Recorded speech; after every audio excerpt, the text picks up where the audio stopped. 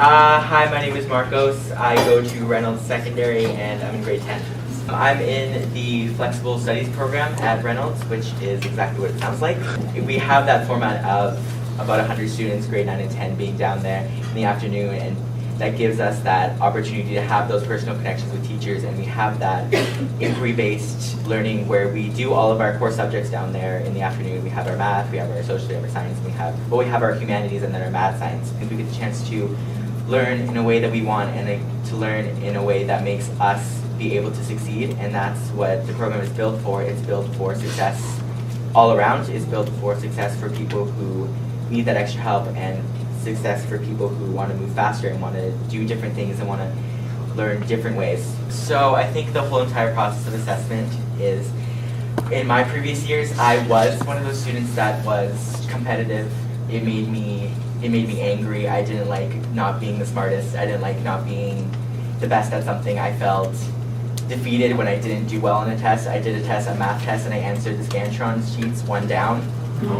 And it was probably it was a horrible experience. And it's just that process of using, and I hate to use this word among the teachers, but it made me feel dumb. And I think that's what that process of education from that, when they started giving you out grades in grade 4 to grade 8, it's that process of being competitive and trying to be the best. So when I got into that grade, because Flexible Studies I started last year, it's a grade 9 to 10 program. So it took a lot getting used to. I still had that resentment of I want to be the best, but it changed that. So that added to the fairness of, I want to work and I want to be a better me. I'm not doing this for anybody else. I'm not doing this for anybody else. I'm not doing this even for teachers. I'm doing this because I want to learn and I want to do better, and I want to find new ways to be educated, educated student, I don't know. It's just that process of looking into yourself as a student and as a learner, and not even as a kid, but as someone who wants to get educated.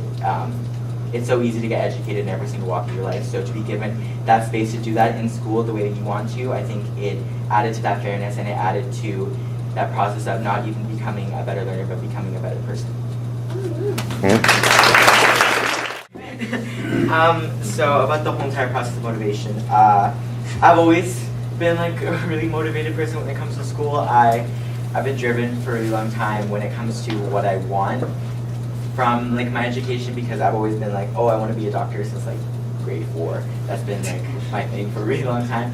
But when it came to middle school, I feel my motivation came from kind of in a more negative place. It came from, I'm stressed out because I want to do better and I want to be the best and I want to achieve something, and I thought success and achieving something in education was so superficial. I came from such a superficial place, but I feel my motivation now has changed in a way that I'm just thinking about how much good me being an educated and being a new caring person, being educated in different ways and having new ways of thinking and adding that to the society that we have in here in Victoria, that's what I think about now, and that's where my motivation is.